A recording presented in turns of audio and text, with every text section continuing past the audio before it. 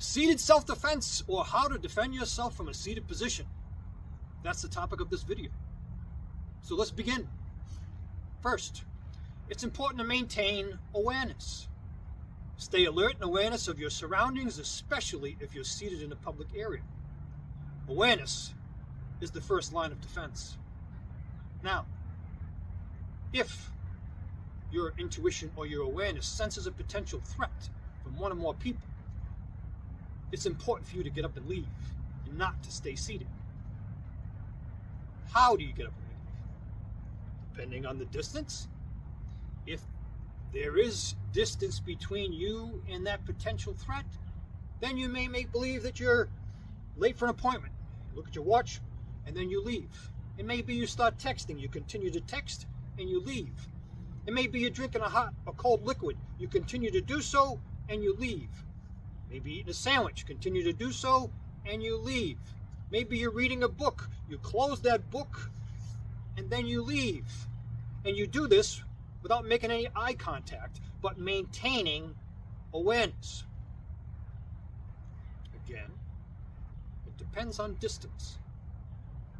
If this potential aggressor is closer, if I go to get up and he's already, or this person's aggressor is already in my personal space, I go to get up, either going to push me back down into a seated position or hit me and knock me back into a seated position. So it's important how you get up. If I'm leaning forward, as I am now, my forearms are on my thighs. When I go to get up, I do not want to present my head to the aggressor. If I do so, I'm leaving myself open to get punched, kicked, kneed, etc. So what you need to do is, instead of going forward to get up, you stand straight up. Now, I can sidestep and go to the right, or I stand straight up, I sidestep and go to the left, or run, depending on the situation. Another one. Position your feet. Now, because of the camera, you can't see get a good clear shot of my legs, but I can step back with my right leg up on the ball of the back foot, or I can step back with my left leg up on the ball of the back foot to position myself to sprint or run, depending on what escape route I have available to me. It also sets me up. I'm stepping back with my right leg, I'm up on the ball of the back foot. If I go to stand as my aggressor is coming forward, I can do so and be in a fighting position with my hands in a defensive position. Next, using the environment or improvised weapons. It's important that if you sense a potential threat from an aggressor, to look for what you have available to you. What object is close to you. Now, if you have those drinks, like I was talking, hot or cold liquid, you could use that, throw it into their face. If you have a book, you could use that, throw it into their face, or you could even hit them. It could be you have pocket change. Reach into your pocket, into your coat pocket or your pants pocket, and get that change ready to throw. Sure, it could be some people carry sand or dirt in their pocket. Get it ready. It works. Remember, this is not a sparring match. This is about survival, whatever it takes. So you have that to distract and then to follow up. Now, if I have an EDC, an everyday carry, what is that? Do I have pepper gas? Do I have a pen? Do I have a mini flashlight? Do I have a pocket knife? You got to start getting this ready, your EDC ready as well, if you have the time. So I may distract and then use my EDC. If I don't have an EDC, or in addition to my EDC, Now comes the physical defense techniques. For physical defense techniques, if I'm leaning back, I do have my hands, of course, but I have my legs here to use defensively, and I have front kicks. I can go front kick to the groin, I can go front kick to the solar plexus, I could go front kick to the face, depending on your flexibility. I could front kick them in the groin, they buckle, the head comes forward, then I could kick them in the face. I have my oblique kicks. I could oblique kick the shin. I could oblique stomp kick that knee. I could oblique stomp the inside of their thigh to buckle that leg.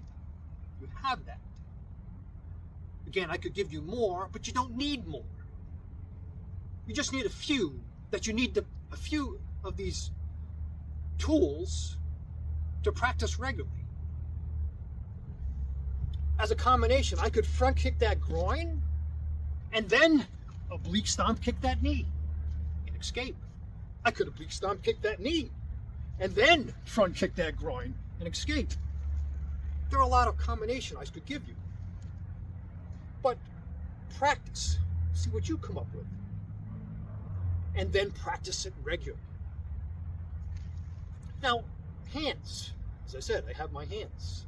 If they're in close, well, it's going to be the same as if I'm standing up practicing self-defense. If my opponent is close to me, then I can attack the eyes. I can attack the throat in a life or death situation. I can attack the ears. I can strike the nose. I can grab the head and get head control. I can strike the groin. Strike the sides of the neck. The ears. All of this is going to be available to me if they're in close. Now, if I'm leaning forward, things change a little bit because of the position of my spine. So now it's not going to be kicks. I could kick, but I have to change my position. So, what do you have available to you? Groin could be there. You could punch that groin. You could backhand that groin. And then as they buckle, grab a hold of that head. And now you can strike with your hand. You can strike with your elbows. It's going to be available to you. You can claw, etc. Blocking or defending yourself if they're striking you. That's next. If you're in a crowded area and the opponent is able to get into your personal space and grab a hold of you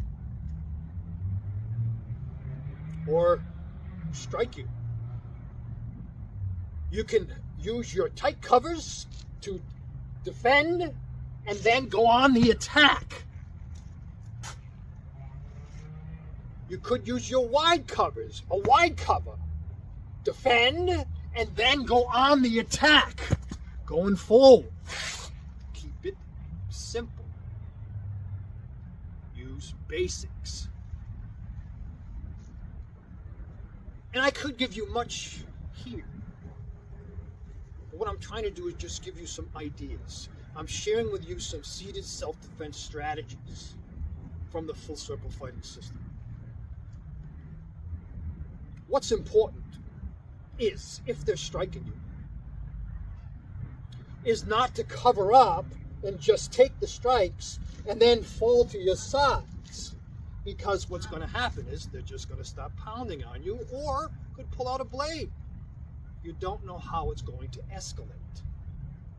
So defend and attack and continue to attack.